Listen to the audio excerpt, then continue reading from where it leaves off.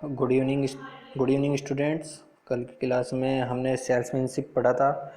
उसकी कुछ definition discuss की थी। सेल्समैनशिप क्या होता है, सेल्समैनशिप, और मैंने उसके आपको फीचर्स बताए थे। सेल्समैनशिप कैसे कैसे फीचर्स, क्या क्या उसकी विशेषताएं होती हैं, और बताया था कि सेल्समैनशिप क्या होता है। उसमें एक ऐसी कुशल या गुण होना चाहिए जो अपने प्रोडक्ट को बेच सके उनकी नीड के अनुसार। ठीक है, आज हम इस पे डिस्कस करेंगे एडवांटेज ऑफ सेल्समैनशिप। ये आज मैंने आपको पूरा डायग्राम के अनुसार मैं समझा रहा हूँ, स्टेप बाय स्टेप। आप डायग्राम में देख भी रहे होंगे कि एक पे मुकेश अंबानी बना हुआ आ रहा है, जिस पे लिखा हुआ है प्रोड्यूसर्स। प्रोड्यूसर्स क्या होता है? प्रोड्यूसर्स वे होते हैं जो किसी आइटम को बनाकर सेल करते हैं। मैं इनको लास्ट पहले भी तो आपको थोड़ा थोड़ा ओवरव्यू दे रहा हूँ, फिर बाद में मैं इनको फुल एक्सप्लेन करूँगा एक एक वन बाय वन करके कि इनको क्या क्या फ़ायदे होते हैं। आपका जो फर्स्टली है वो है प्रोड्यूसर्स। प्रोड्यूसर वो होते हैं जो अपने आइटम को बनाकर सेल कर रहे हैं। दूसरा आप देख रहे हैं कंज्यूमर्स। कंज्यूमर्स को क्या होता है? कंज्यूमर्स वो होते हैं जो किसी वस्तु को खरीदते हैं और उनको अपना एक फ़ायदा होता है। उसके बाद है एक नेशन। नेशन आपको दिख रहे होंगे कहीं कितने कितने कंट्रीज़ के फ्लैग्स। तो नेशंस क्या होते हैं, यानी कि नेशन वाइज उसका क्या एडवांटेज होगा। नेशन में हमारी पूरी इकोनॉमिक आ गई है।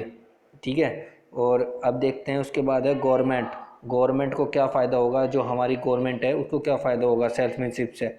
अनएम्प्लॉयमेंट, अनएम्प्लॉयज से जो हमारे पर्सन हैं उनको हमारी कंट्री में क्या फ़ायदा होगा सेल्समैनशिप से, ये देखेंगे।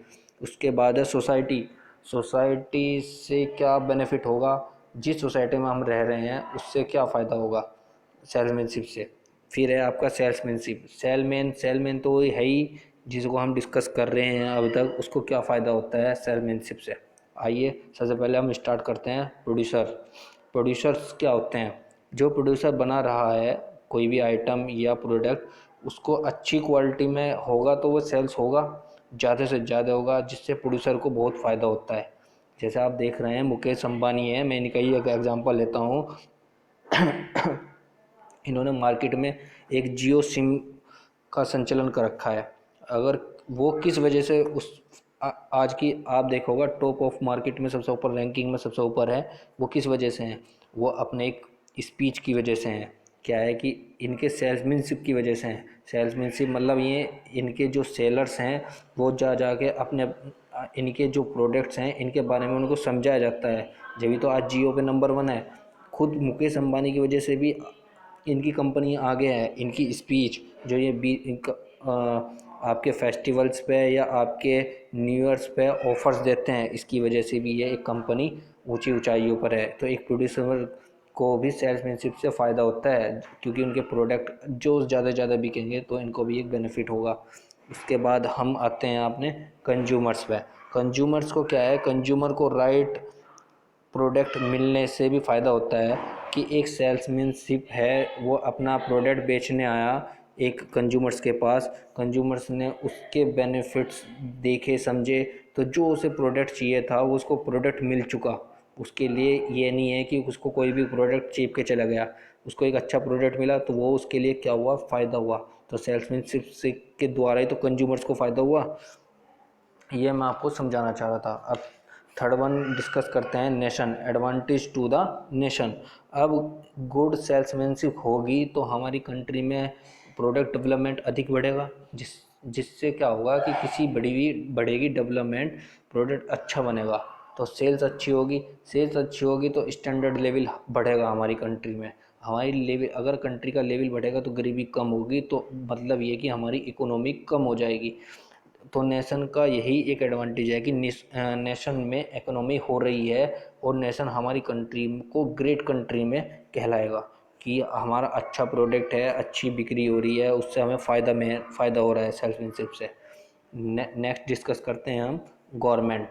गवर्नमेंट क्या है? गवर्नमेंट में को कैसे फ़ायदा होगा? गवर्नमेंट को एक ही फ़ायदा होता है। गवर्नमेंट क्या लेती है हमारे से? टैक्स। बहुत सारे टैक्स लेती है। तो टैक्स क्या होते हैं? बट डायरेक्ट टाइप से भी टैक्स ले सकती है, इनडायरेक्ट टाइप से भी।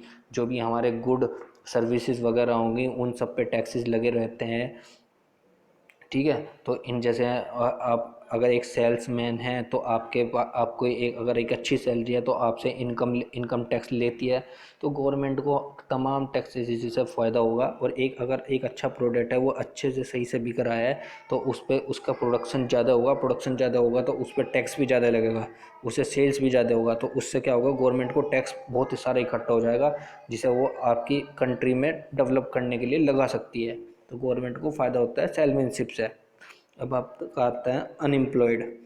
अनएम्प्लॉयड आप मीनिंग ही समझते हैं, अनएम्प्लॉयड मतलब नीड वर्क्स, इसको क्या चाहिए, काम। काम कैसे बनेगा, सेल्समैनशिप अगर आप कर रहे हैं तो सेल्समैनशिप से आपका प्रोडक्ट बहुत ज़्यादा बिकेगा, बहुत ज़्यादा बिकेगा तो आपकी बिजनेस जो कंपनी होंगी वो इंक्रीज़ करेंगी, बिजनेस एक्टिविटी बढ़ेगी, मतलब ज़्यादा से ज़्यादा लोगों को नौकरी मिलेगी, कंपनी बिजनेस की गुडविल अच्छी हो जाएगी और वो एक्सपेंड करेगी और बहुत को काम मिल जाएगा, जिससे क्या होगा, अनएम्प्लॉयड क्या हो जाएंगे, सारे के सारे एम्प्लॉयड हो जाएंगे, मतलब कि हमारी कंट्री में बेरोजगारी बिल्कुल ख़त्म हो जाएगी। यही एक अच्छे सेल्समैनशिप की पहचान है कि वो आपके कंट्री में इतनी सेल्स इतने प्रोडक्ट बेच दे तो जिससे अच्छी सेल्स हो और आपकी कंपनी में बहुत सारे लोगों को नौकरी मिल जाए। अब आप अब काउंट करते हैं आप सोसाइटी।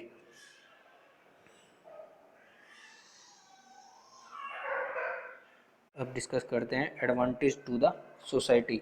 सोसाइटी में क्या होगा, सोसाइटी में स्टैंडर्ड ऑफ लिविंग हमारा बढ़ जाएगा, जिससे गरीबी क्या होगी, कम होगी, अनएम्प्लॉयड आदमी कम होंगे। सोसाइटी में क्या होगा, जो आपने एक देखा होगा एक कैंपेनिंग चला था, जागो ग्राहक जागो, उससे आपके कैंपेनिंग से क्या हुआ था, मतलब जो सोसाइटी के एजुकेटेड लोग थे और या अनएजुकेटेड लोग थे उनको भी अपने प्रोडक्ट्स के बारे में पता लग गया था कि हमारे लिए क्या अच्छा है क्या नहीं है, कि हमें कस्टमर्स कैसा प्रोडक्ट बेचते हैं, तो उन्हें अपने प्रोडक्ट्स की नॉलेज मिलती है। एक अच्छे सेल्समैनशिप से सेलर एक अच्छे आइटम प्रोडक्ट की नॉलेज ले लेता है कि भाई आपके प्रोडक्ट में क्या खूबी है क्या नहीं है, एक अच्छे इससे ही हमारी सोसाइटी में स्टैंडर्ड ऑफ लिविंग बढ़ जाएगा और एजुकेटेड लोग भी क्या हो जाएंगे, समझदार बन जाएंगे। अब आता है आपका नेक्स्ट टॉपिक सेल्समैन। सेल्समैन भी एक सोसाइटी से ही रिलेट करता है, अगर एक सोसाइटी को डेवलप करेगी तो एक सेल्समैन को भी फ़ायदा होगा क्योंकि उसके अच्छे प्रोडक्ट बिकेंगे, अच्छे प्रोडक्ट बिकेंगे तो उसकी इनकम भी बढ़ेगी, उसका बहुत फ़ायदा होगा। सेल्समैन को एक नंबर में इनकम मिलती है, बहुत ज़्यादा काम करना पड़ता है सेल्समैनशिप को।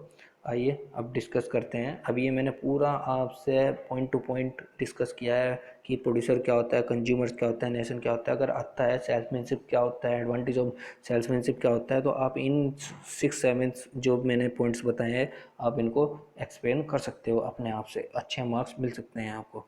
अब डिस्कस करता हूँ मैं आपसे डिसएडवांटेज ऑफ सेल्समैनशिप। आप देख रहे हैं lack of knowledgeable and skilled salesman, bad employers, little respect, practices of the fraud and difficult job.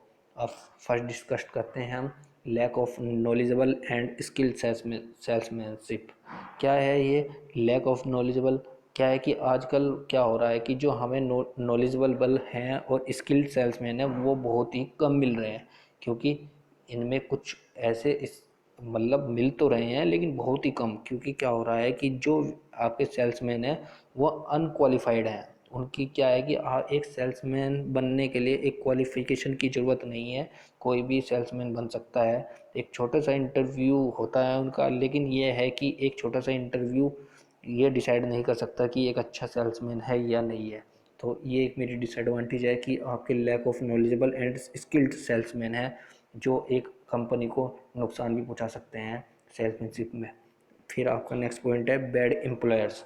Bad employers क्या होता है कि सेल्समैन को ही गलत नहीं बोल सकता, मैंने अभी पहले पॉइंट में कहा कि सेल्समैन गलत होते हैं, उन्हें स्किल नहीं होती, लेकिन मैं इसको ही गलत नहीं बोल सकता क्योंकि उनके जो एम्प्लॉयर होते हैं वो भी कुछ ना कुछ उनको बोलते हैं, उनको क्या करते हैं, उनको एक टारगेट दे दिया। जैसे आप एक एग्जांपल ले लो, कोई एक फ्लैट है, एक फ्लैट में एक सिविल इंजीनियर्स को एक जो उसको मार्केटिंग इंजीनियर को वहाँ पे रख दिया है और उसको बोलता है कि आपको मंथली में एक फ्लैट बेचना ही बेचना है, वरना तो आपकी जो सैलरी है वो डिडक्शन कर दी जाएगी।